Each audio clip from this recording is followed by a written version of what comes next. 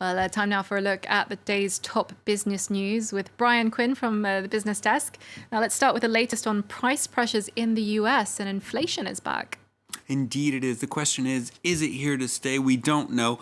The U.S. Commerce Department has just reported the country's personal consumption price index for May. The 3.9% jump in consumer prices marks the biggest year-to-year rise since 1992.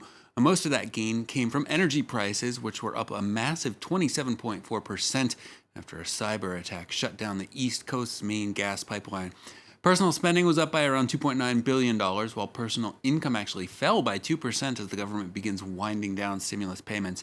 Investors have been watching U.S. inflation very closely for signs that the Federal Reserve may soon raise interest rates.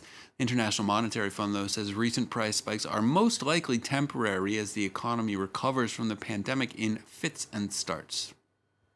The spike in inflationary pressures that we have seen reflects transitory supply-demand mismatches, temporary input shortages, and largely one-off shifts, including commodity price increases coming off the very low base of last year. And turning next to the day's trading action, that big inflation number failing to rattle the markets. S&P 500 closed at a new record in its best week since April. Investors cheered by the Federal Reserve's conclusion that the U.S. banking industry could indeed withstand even a severe recession. Nike shares jumping over 15% after a blockbuster earnings report, the Dow finishing up 0.7%. European indexes ended the week mixed as investors worry central banks here could soon wind down their stimulus programs. London ended the day up around 0.33%. Paris and Frankfurt on either side of the flat line at the close. The next European negotiators sealed a major deal Friday on reforms to the EU's massive farm subsidy program. The Common Agricultural Policy is by far the bloc's single largest expenditure. At €387 billion, it accounts for roughly one-third of the total budget. Talks for its distribution in the EU's new 7-year budget have dragged on for 3 years, mostly over reducing the CAP's contribution to industrial farming and moving it towards sustainable agriculture. The new agreement will require countries to spend from 20 to 25% of their CAP funds on, quote, eco schemes to protect the environment and distribute 10% of funds to small farms.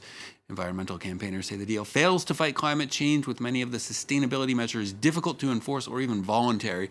The bloc's Green Deal commissioner acknowledged that the deal is not revolutionary, but he hailed it nonetheless. Here he is. If you look at it from a truly European perspective, which is all change is evolution, is reform and not revolution, I think we have reached today a real game changer with this agreement. Here in France, music lovers are rejoicing after the recent announcement that indoor standing concerts will be allowed to resume starting next Wednesday. Dance nightclubs set to reopen on July 9th after nearly a year and a half of closure. But as the sector tunes up for a revival, plenty of questions remain. Mario Sofas takes a closer look. Paris-based Australian singer Melissa is taking the rough with the smooth. As live music kicks off again in France, she's been booked for many dates. Yet cafe and restaurant owners, squeezed by the pandemic as well, are only willing to pay her a meagre 2-digit fee.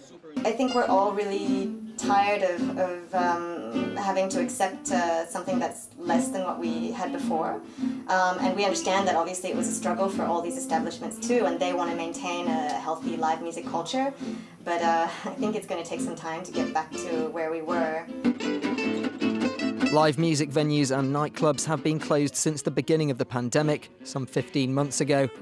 Before the crisis, France had 1,600 nightclubs with 30,000 direct employees.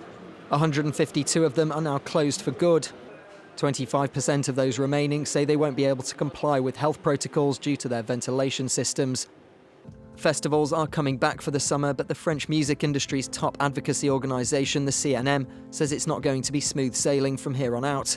Ticket sales are sluggish because of the confusion about vaccine and testing health certificates, along with the fact that many top concerts have already been rescheduled for 2022.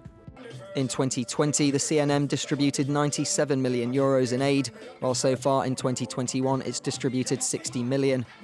Government support for the arts and culture sector totals around €5 billion. Finally, for business, another hurdle cleared in the race to private space tourism.